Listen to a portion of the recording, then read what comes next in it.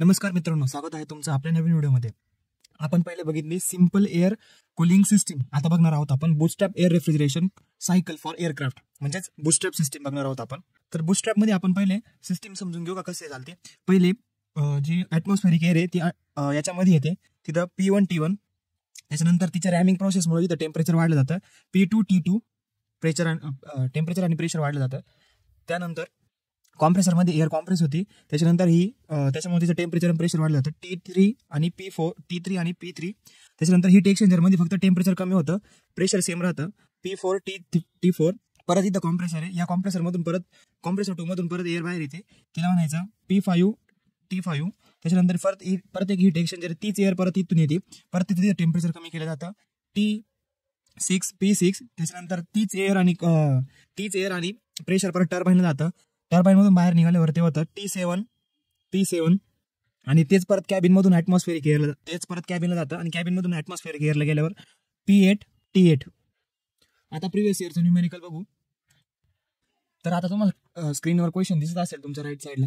तर आपण बघू गिवन डाटा आपल्याला कसा लिहायचा आहे, कारण खूप जणांचे असे कमेंट आले की गिवन डाटा कसा लिहायचा ते सांगा. तर बघा, आपण पहिले स्टार्टिंगला तुम्हाला कोणत्या ठिकाणी कोणतं प्रेशर आहे सिस्टीममध्ये ते समजून सांगितलं, कोणत्या ठिकाणी कोणतं टेम्परेचर आणि प्रेशर आहे ते समजून सांगितलं. आता आपण गिवन डाटा बघू.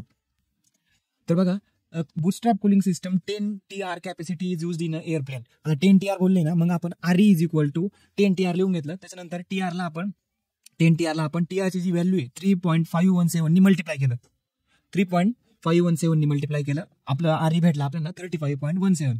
त्याच्यानंतर नेक्स्ट आहे the ambient air pressure and temperature are 20 degree Celsius and 85 bar. तर आपल्याला T1 भेटला आपल्याला 20 डिग्री सेल्सिअस, त्याला आपण लगेच केल्विन मध्ये करून घेतलं आणि प्रेशर दिले P1 0.85 bar. The pressure of air increase from 0.85 bar to 1 bar.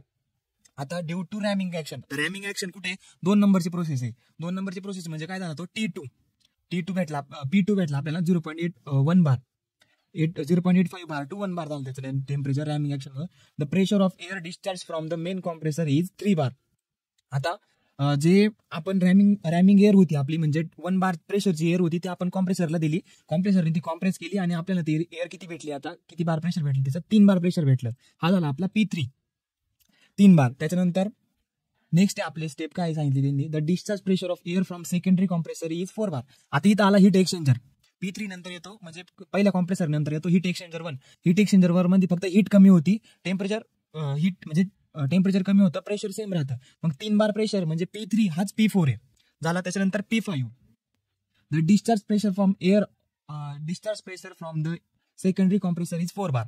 आता P4 आणि P5 सेम आहे, मग आपण जे P5 जे प्रेशर गेलं सेकंडरी कॉम्प्रेसर मध्ये, त्याचं परत त्यांनी कॉम्प्रेस केली ती एअर सेकंडरी कॉम्प्रेसर मध्ये, तर तिचं प्रेशर किती झालं, 4 बार. हे झालं 4 बार. त्याच्यानंतर आहे the isentropic efficiency of each compressor is 80%.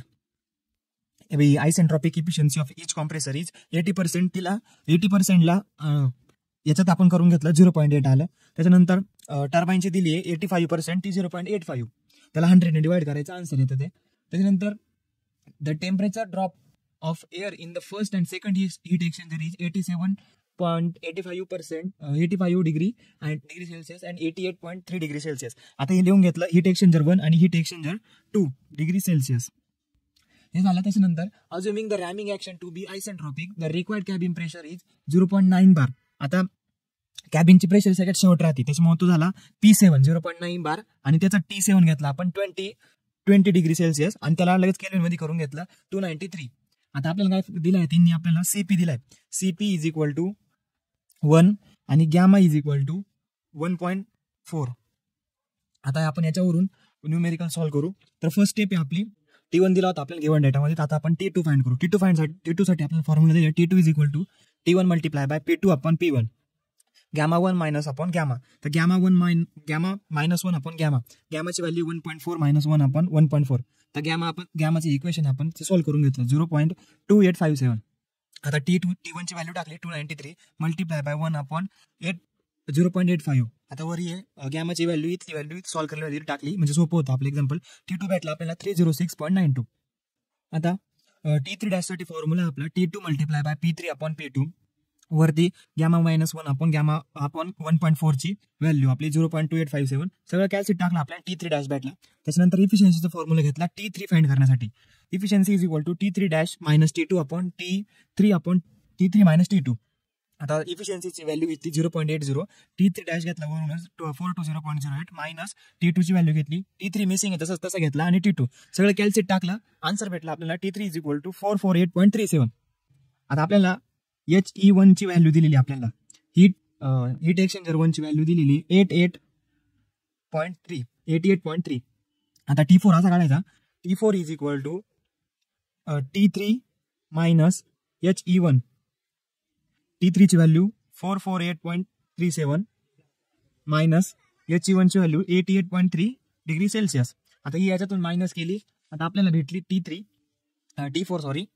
T4 is equal to 360.07 360.07 kelvin.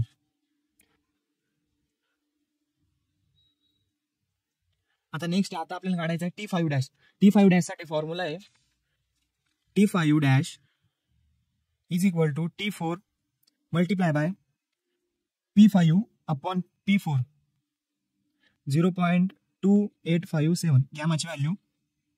त्यानंतर T4 ची व्हॅल्यू 360.07 मल्टिप्लाय बाय आता आपला P4 आहे 4 P5 आहे 4 आणि P3 3 वरती ही व्हॅल्यू 0.2857 यांना कॅल्सिट टाकलं आपल्याला भेटला T4 ते T5 डॅश आता आपला 390.91 केल्विन.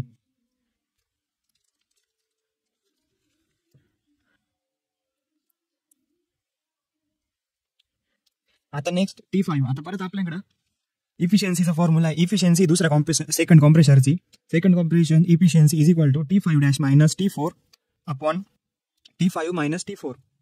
आता इफिशियन्सी दोन्ही कॉम्प्रेशरची सेमच आहे. ती घेतली 0.80 किंवा 8. T5 dash 390.91 minus T4 360.07 kelvin. आता T5 काढायचा म्हणजे T5 जसं तसं आता नाही तो आपल्याकडे जसं तसं लिहिला आणि परत T4 ची व्हॅल्यू 360.07. आता आपल्याला इथं T5 भेटला कॅल्क्युलेशन केल्यावर. T5 ची व्हॅल्यू आहे 398.62 केल्विन.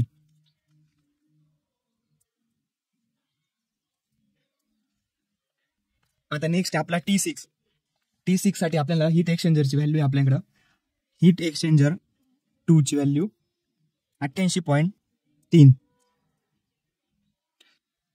सॉरी हीट एक्सचेंजर 2 ची व्हॅल्यू पहिली 87 इथं 87 आहे. 1 ची व्हॅल्यू 87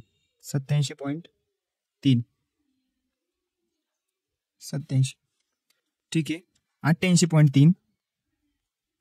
आता T6 is equal to T5 minus HE2 is equal to आता T5 ची व्हॅल्यू 398.62 मायनस हीट एक्सचेंजर 2 ची value 88.3 is equal to the T6 येईल आपला. तर T6 ची व्हॅल्यू आली आपली T6 is equal to 310.32 kelvin. तर T6 नंतर आपल्याला काढायचं आहे T7. तर T7 साठी आपल्याकडे फॉर्म्युला आहे T7 is equal to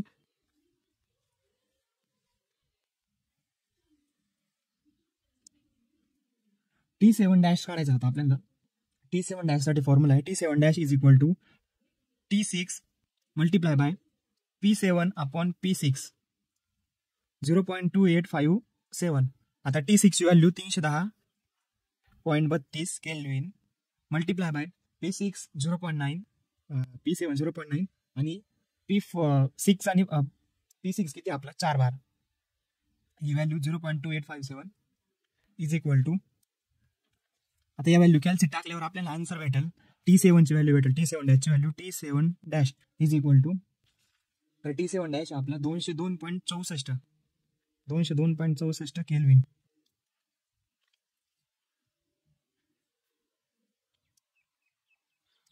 next आता आपलं T7 काढायचं आपल्याला नुसतं T7 साठी परत आता टर्बाईनची इफिशियन्सी आपल्याकडे त्याचा फॉर्म्युला आहे T6 minus T7 upon T6 minus T7 dash. आता टर्बाईनची इफिशियन्सी किती दिली आपल्याला 0.85 इज इक्वल टू T6 किती आहे 310.32 मायनस T7 आता आपल्याला काढायचं आहे अपॉन T6 ची व्हॅल्यू 310.32 मायनस T7 डॅशची 202.64. आता T7 ची व्हॅल्यू निघाल आपली T7 इज इक्वल टू या व्हॅल्यूला कॅल्सिट टाकू. T7 ची व्हॅल्यू आपली 218.79 218.79 केल्विन. आता झाले आपले सगळे टेम्परेचर काढून. आता नेक्स्ट आता आपल्याला फायनल जे आन्सर आहे ते काढायचे. त्यासाठी पहिले आपण रेफ्रिजरेशन इफेक्ट आहे तो काढू पहिले. RE is equal to CP multiply by T8 minus T7. Okay, तर CP1 दिला आपल्याला मल्टिप्लाय बाय T8 ची व्हॅल्यू आपली किती आहे T8 ची व्हॅल्यू आपल्याला गिवन डाटामध्ये दिली आहे. T8 is equal to 293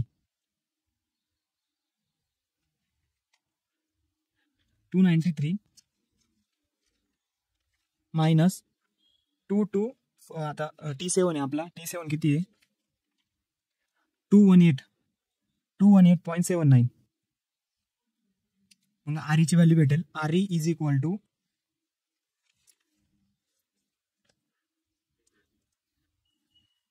74.21 kilo joule per kg.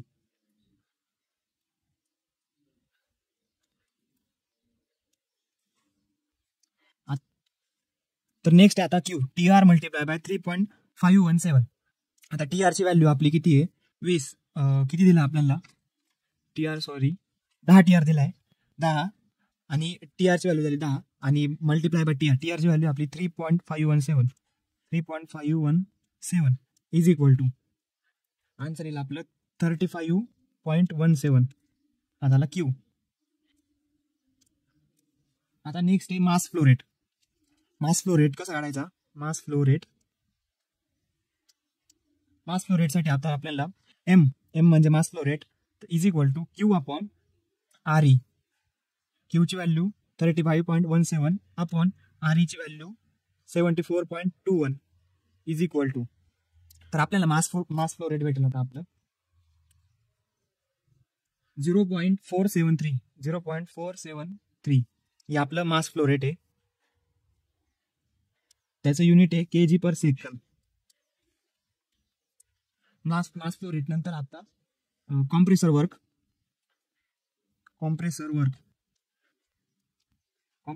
Is equal to जे मेन कॉम्प्रेसर आहे कॉम्प्रेसर 1 त्याच कॉम्प्रेसर वर्क काढायचे आहे. Compressor work 1 is equal to CP multiply by T3 minus T2. CP ची व्हॅल्यू आपली 1 दिली आहे मल्टिप्लाय बाय T3 ची व्हॅल्यू आहे 448.37 मायनस T2 306.92 केल्विन मध्ये इथे. नंतर आता या व्हॅल्यूचं कॅल्क्युलेशन केलं आपल्याला. आता वर्क कॉम्प्रेसर वर्क भेटेल आपल्याला. कॉम्प्रेसर वर्कचं नेहमी लक्षात ठेवा हा एकच दोन कॉम्प्रेसर आहे पण आपल्याला मेन कॉम्प्रेसरचं वर्क काढायचं आहे. तर ते कसं आता हे काढलं आपण कॅल्क्युलेट टाकल्यावर आपल्याला याचं आन्सर भेटेल 141.45 kg हे आहे कॉम्प्रेसर वर्क. हे आता झालं आन्सर. आता नेक्स्ट काढायचं आता आपल्याला पॉवरसाठी फॉर्म्युला आहे PO power mass multiply by compressor work. Mass आता आपलं 141 मास आपलं 0.473 मल्टिप्लाय बाय कॉम्प्रेसर वर्क 141.45 म्हणजे पॉवर आहे आपली P is equal to 66.90 kilowatt. Answer. आता लास्ट स्टेप राहिली आपली COP is equal to COP चा फॉर्म्युला आहे Q अपॉन पॉवर. आता Q ची व्हॅल्यू आपली 35. 0.17 अपॉन पॉवरची value 66.90. COP is equal to, आता या दोघांचं कॅल्क्युलेशन केलं, भेटलं आपल्याला COP 0.525 आणि त्याला हायलाईट करायचं ब्रॅकेट करून, म्हणजे लगेच समजून त्याला आन्सर म्हणायचं. हे झालं आता आपला आन्सर. तुम्हाला जर व्हिडिओ समजला असेल तर चॅनलला सबस्क्राईब करा, व्हिडिओला लाईक करा आणि तुम्हाला व्हिडिओ खरंच आवडला असेल तर कमेंटमध्ये सांगा आणि चॅनलला नक्की सबस्क्राईब करा आणि तुमच्या मित्रांना पण शेअर करा व्हिडिओ, जेणेकरून मला हेल्प होईल. थँक्यू.